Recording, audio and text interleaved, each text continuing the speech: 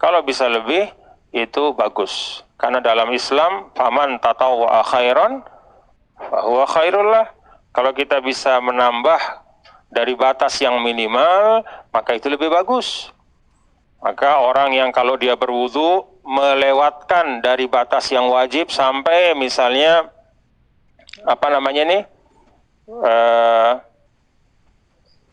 al-mirfaq ya, siku, tapi dia sampai atas dilebihkan sampai setengah menuju kepada mangkib, itu namanya isbagh.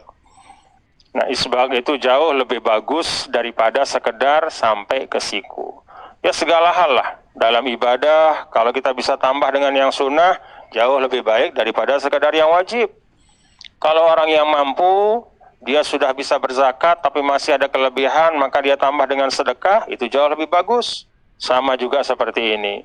Bagi orang yang katakanlah misalnya orang tua ya, kita punya orang tua yang sudah sangat tua sehingga dia tidak wajib lagi berpuasa dan dia wajib mengganti setiap hari dengan satu porsi makanan, maka berikanlah porsi yang terbaik. Bahkan kalau bisa keluarkan 2 porsi ya, itu insya Allah lebih besar pahalanya. Wa yukhatabul maridu wal musafir wal murtad wal haid wan nufasa bil qada dunal ada.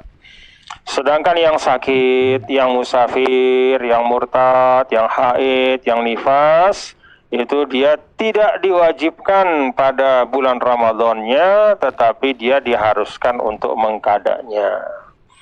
Kapan orang sakit itu mengqada? Ya setelah dia sembuh ya. Kalau dia misalnya sakit terus ya, misalnya nih dia bulan Ramadan sakit, terus habis Ramadan Syawal, Zulqa'dah, Zulhijjah, Muharram, Safar, dan terus sampai Ramadan masih sakit juga. Nah, dia hitung. Ya, jadi yang kemarin belum dia bayar, ya dia hitung. Dia hitung dalam arti apa? Dia tetap simpankan sebagai hutangnya. Jangan kemudian begitu masuk Ramadan lagi, udah habis hutangnya kemarin, ya. Karena sudah Ramadan tidak. Ya, tetap yalzumuhu al-qadha, ya, tetap dia harus mengqada.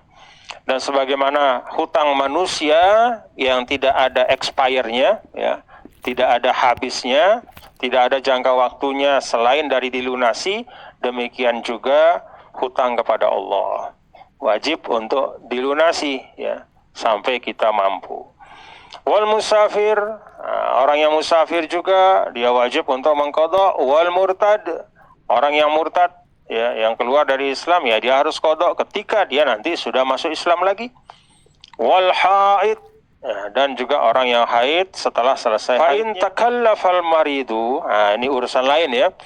Tadi kan tentang wajib apa tidak, maka diberikanlah keringanan bagi yang musafir. Allah katakan, musafir, kamu boleh ya tidak puasa Ramadan tapi harus diqadha begitu. Yang sakit,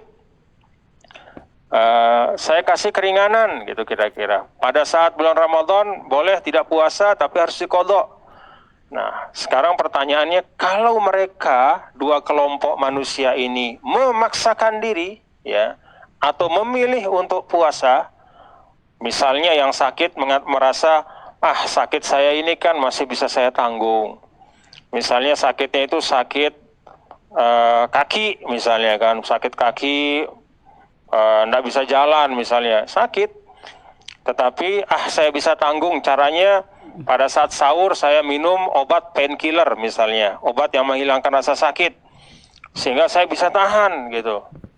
Sampai nanti buka saya bisa tahan. Nah, fa in takallafa, kalau memang dia memilih ya untuk tetap berpuasa walaupun ada satu penyakit pada dirinya ya, fasoma, lalu dia puasa, soha, maka puasanya itu sah.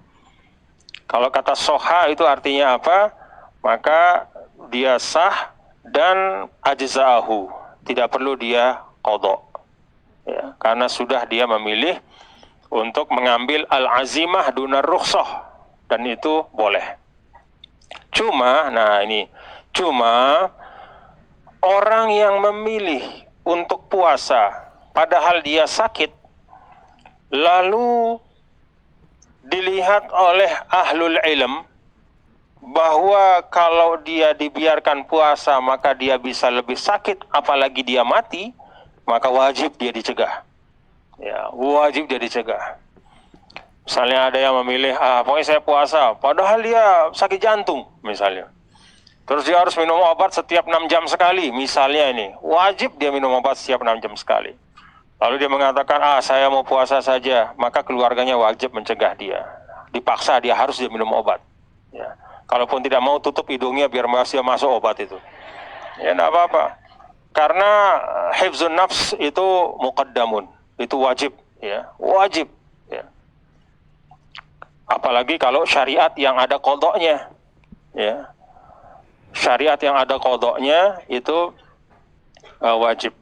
Ya. Bahkan kalau dalam Al-Quran kan illa man ukriha wa qalbuhu mutmainnum bil iman. Nah, jadi itu. Wal musafir, nah itu sama juga. Jadi orang yang musafir, saya bisa musafir, tapi dia betul-betul sudah capek ya. Seperti ada kisah dari Rasulullah SAW, lagi dengan sahabat bepergian, dalam rombongan tiba-tiba ada sahabat yang mengerubungi ya seorang. Nabi heran, apa itu? Apa yang dikerubungi? Terus kata sahabat, ada si paleng gitu kira-kira. Loh, kenapa paleng? Dia puasa gitu. Nah, kemudian kata Nabi, laisa minal bir asyam fis safar. Bukanlah merupakan kebaikan untuk puasa pada saat bepergian gitu. Kalau memang berat bepergian yang memang melelahkan, enggak usah paksa. Jangan sampai kita ingin dapat pahala sendiri tapi nyusahin orang banyak. Nah, itu tidak baik ya. Jadi kalau mau cari pahala, carilah pahala yang tidak menyulitkan orang gitu. Jangan membuat repot orang banyak hanya karena kita ingin mendapatkan sesuatu yang bahkan tidak diwajibkan oleh Allah Subhanahu wa ta'ala. Ada orang tidak bisa haji, dia pinjam uang banyak-banyak. Yang penting bisa haji. Begitu dia berhaji, tiba-tiba dia meninggal di tanah suci habis haji. Sudah haji dia, tapi apa akibatnya? Anak cucunya nanggung utang.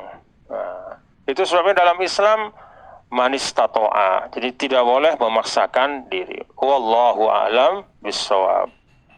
Nah, nanti dilanjutkan sama tuan gurunya. Alhamdulillah kita bisa